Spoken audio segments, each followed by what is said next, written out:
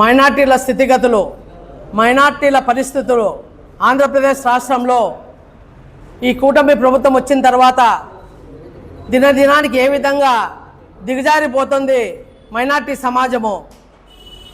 మొన్న జరిగిన బడ్జెట్ సమావేశంలో, ఇప్పుడు జరుగుతున్నటువంటి బడ్జెట్ సమావేశంలో అయితేమే మైనార్టీలకి ఏ విధంగా అయితే బడ్జెట్ కేటాయించారో అది కేవలం అంకెల గారడి మాత్రమే అని చెప్పి చెప్పదలుచుకున్నాం.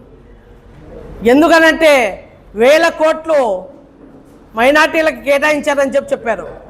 మీరు 1000 కోట్లు మైనార్టీలు కేటాయించారని చెప్పి మీరు ఎక్కడెక్కడ దాన్ని ఏ విధంగా ఇంప్లిమెంట్ చేస్తున్నారు అంటే, కామన్ జనరల్గా ఉన్నటువంటి సంక్షేమ పథకాలు అన్నిటినూ మీరు ఇందులో కలిపేసి మైనార్టీలకి ప్రత్యేక బడ్జెట్ ఏర్పాటు చేశారని చెప్పడం హాస్యాస్పదం.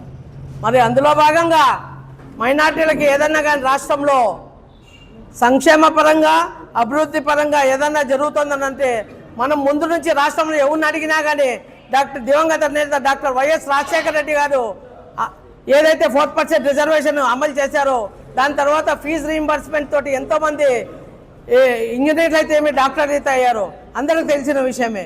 మరి దాని తర్వాత ప్రత్యేకంగా ఈ కూటమి ప్రభుత్వము ఏదన్నా చేసిందని చెప్పి మేము ప్రశ్నిస్తున్నాం.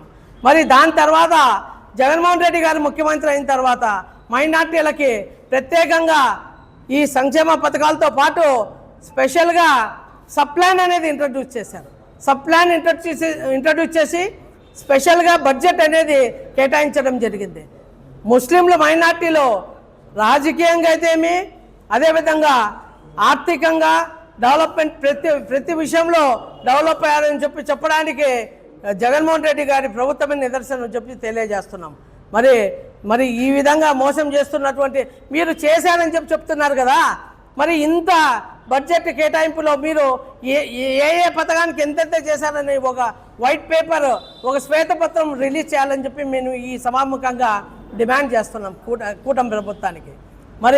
మరి అదేవిధంగా ఏదన్నా కానీ రాజకీయంగా కానీ ఇక్కడ అనంతపురంలో అయితే అనంత వెంకటరామరెడ్డి గారి సారథ్యంలో మైనార్టీలు ఏ విధంగా అయితే రాజకీయంగా లబ్ధి పొందిన, రాజకీయంగా ఉన్నత స్థానాలకు వచ్చారో ఈ కూటమి ప్రభుత్వం తెలుసుకొని వాళ్ళకి ఒక దిశానిర్దేశం కావాలని చెప్పి మరి అందులో భాగంగా మరి ఎటువంటి మరి ఇక సంక్షేమ పథకాలకు విషయాలకు వస్తే పేదరికానికి ఏదో సచార కమిటీ అయితే మరి రంగనాథ్ మిశ్రా కమిషన్ ఇవి ఏవైతే ఉన్నాయో ఇవి మైనార్టీ స్థితిగతులు ఎస్సీల కంటే దీనస్థితిలో ఉన్నారని చెప్పి తెలియజేస్తున్నారు. మరి ఇవి ఇంప్లిమెంట్ చేయడానికి కూటమి ప్రభుత్వం ఈ తెలుగుదేశం పార్టీ, బీజేపీ, జనసేన సెంట్రల్లో ఉన్నటువంటి ఎన్డీఏ ప్రభుత్వానికి మద్దతు ఇస్తున్నారు కదా. మరి ఈ రిపోర్ట్స్ మీరు ఇంప్లిమెంట్ చేయడానికి మైనార్టీ సంక్షేమం ఆర్థికంగా ఎదగడానికి ఉపయోగపడతాయి. మీరు ఎందుకు దీని మీద మాట్లాడట్లేదని చెప్పి అదేవిధంగా ప్రశ్నిస్తున్నాం.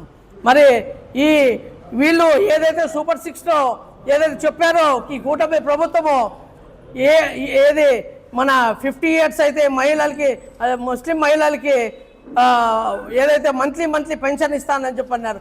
ఏదే కానీ సూపర్ 6 సక్సెస్ కాదు కదా. సూపర్ 6 ఫెయిల్యూర్లో భాగంగా మైనార్టీలు ఈ రోజుకి మళ్ళీ ఇక దిగజారిపోతున్నారు.